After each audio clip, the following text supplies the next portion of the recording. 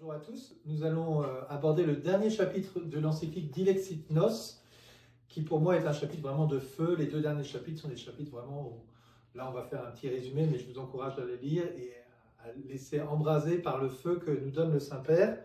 Ce chapitre s'appelle Amour pour amour. En fait, dans la dévotion au Sacré-Cœur, il y a souvent deux grandes parties. Il y a la partie de l'amour passionné de Jésus pour nous, qui nous invite à rentrer dans la confiance, c'était le chapitre 4.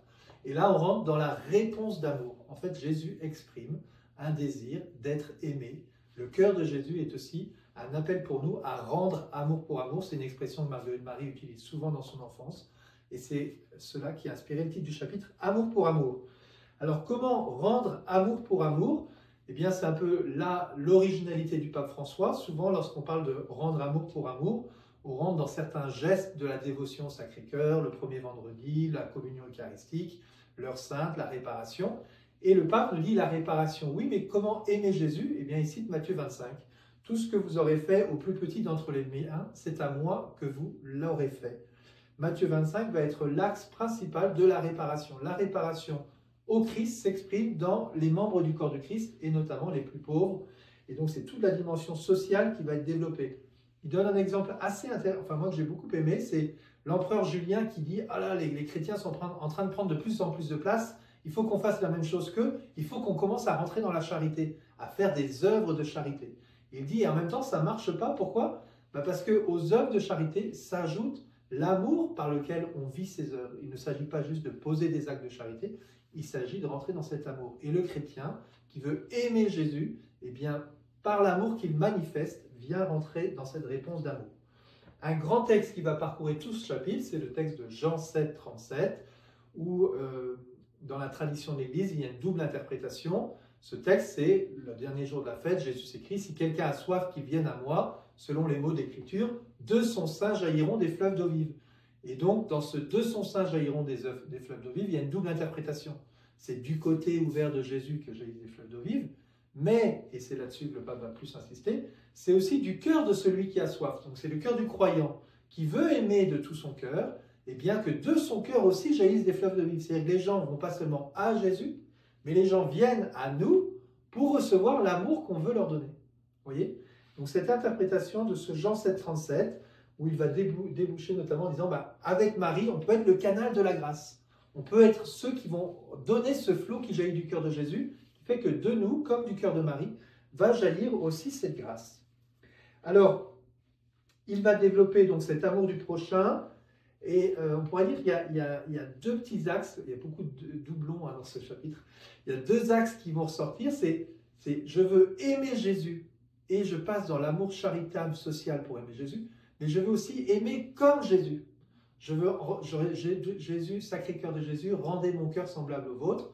Voilà, je veux avoir le même cœur de Jésus pour aimer. Donc il y a ce doublon, ce double modèle, et il va prendre plein d'exemples, encore une fois, Charles de Foucault, François de Sales, Saint Vincent de Paul, Jean-Paul II sur la civilisation de l'amour, et puis Thérèse, qu'il reprendra un peu plus tard, quand il dit moi, au cœur de l'Église, je serai l'amour. Vous voyez, nous sommes invités à être l'amour, à entrer dans l'amour. Donc les destinataires de cet amour, sont tous les pauvres, les malades, et là, il reprend plusieurs catégories à travers l'histoire où les chrétiens se sont donnés, l'éducation des jeunes filles. Enfin, il y a plein de lieux où la charité s'est manifestée. Et c'est vrai que dans la dévotion Sacré-Cœur, si vous regardez un peu toutes les communautés qui ont pris le nom Sacré-Cœur, il y a ceux qui le font dans une dimension plutôt d'offrande, dans le secret, dans la vie monastique cachée. Et puis il y a ceux qui le font dans la vie apostolique et dans la vie charitable. Tous les œuvres du 19e siècle sont vraiment marquées dans ce chemin-là. Il y a trois mots que le pape reprend à différents moments de ce chapitre qui se ressemblent: componction, compassion et consolation. Il dit que c'est très beau parce que cet amour donc, peut se manifester dans la charité, mais l'amour peut aussi se manifester dans le pardon. Quelqu'un qui a l'humilité de demander pardon, c'est reconnaître que ses actes n'étaient pas bons, et il rentre dans ce regret. Et ce regret, c'est aussi revenir sur son cœur, transformer son cœur, ne pas s'enfermer dans une mauvaise position qu'on a pu avoir. Et là, il évoque la componction. La componction, c'est le regret, mais c'est aussi comme, d'une certaine manière, de pleurer. Et il dit pas seulement pleurer ses fautes, mais aussi pleurer les fautes de mes frères. Des fois, il dit, plutôt que de se mettre en colère contre ses frères, pleurons de voir les fautes de nos frères. C'est intéressant. Hein? Après, il parle de compassion. Comment? Eh bien, je suis saisi dans mes entrailles de souffrances que vivent les frères.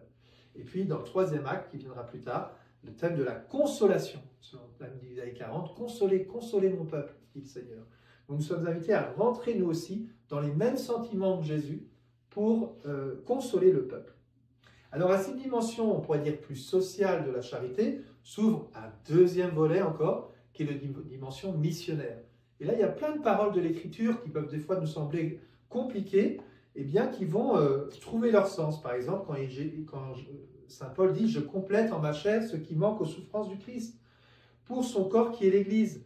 Bien, le Christ est rentré dans un abaissement, dans l'humilité et la douceur, et nous sommes invités, nous aussi, à rejeter l'orgueil, à rentrer dans les sentiments du cœur de Jésus, dans l'humilité et la douceur, rentrer nous-mêmes dans l'abaissement, pour pouvoir donner cet amour aux autres. Vraiment, encore une fois, ce grand thème d'être dans l'Église, l'amour, vous voyez, de laisser le cœur de Jésus décupler l'amour que l'on peut avoir. Nous, on peut donner notre amour, mais avec le Seigneur, cet amour peut se décupler. Et puis, donc, il va rentrer dans cette dimension de missionnaire. Et là, il reprend encore d'autres figures de cette magnifique zèle missionnaire. Et je voudrais vous citer notamment la phrase qui me touche le plus, peut-être dans cette encyclique. C'est le numéro 209, c'est mon coup de cœur. La mission, comprise dans la perspective de rayonnement de l'amour du cœur du Christ, a besoin de missionnaires amoureux, toujours captivés par le Christ et qui transmettent inlassablement cet amour qui a changé leur vie. Vous voyez ? Et ce thème-là, par exemple, il prend Saint Vincent de Paul comme témoignage. Saint Vincent de Paul, il est à la fois dans la charité, les œuvres missionnaires, et à la fois, il fonde les missionnaires, les prêtres missionnaires. Donc il y a ce double mouvement qui va ensemble. Pourquoi? Parce qu'au cœur, en fait, c'est un amour qui rejaillit. Et il recite Jean 13, c'est à l'amour que nous aurons les uns pour les autres que nous reconnaîtrons comme nos disciples. Et puis il y a aussi 1 Corinthiens 9, malheur à moi si je n'annonce pas l'évangile. Vous voyez, pourquoi est-ce qu'on est missionnaire? Pourquoi est-ce qu'on rentre dans cet amour? Parce que l'amour nous brûle. Et cet amour, on veut le répandre. Le feu veut être répandu. Voilà, je terminerai avec cet appel justement donc, à grandir dans cette amitié avec le Christ, reconnaître l'amitié avec Jésus et que les gens nous disent, tiens, lui, il a une amitié avec le Christ là. C'est ça qui fait que ça rayonne, c'est ça le sens de la mission. Donc creusons cette amitié avec le Christ, recevons son amour, aimons-le en retour et donnons cet amour.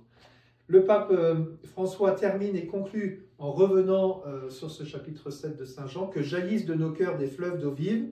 Et pour reprendre un autre mot qui va avec componction, compassion, consolation, c'est le contrepoint, c'est consommation. Ne rentrons pas dans la consommation, au contraire, donnons-nous et laissons jaillir ces fleuves d'eau vive de notre cœur. Bonne lecture du chapitre 5, et puis une fois qu'on a fini l'encyclique, il faut la prendre un peu dans son ensemble paisiblement. On était ravis de vivre ce parcours avec vous, on espère que ça va vous aider à plonger dans cette belle encyclique. Bonne journée à tous.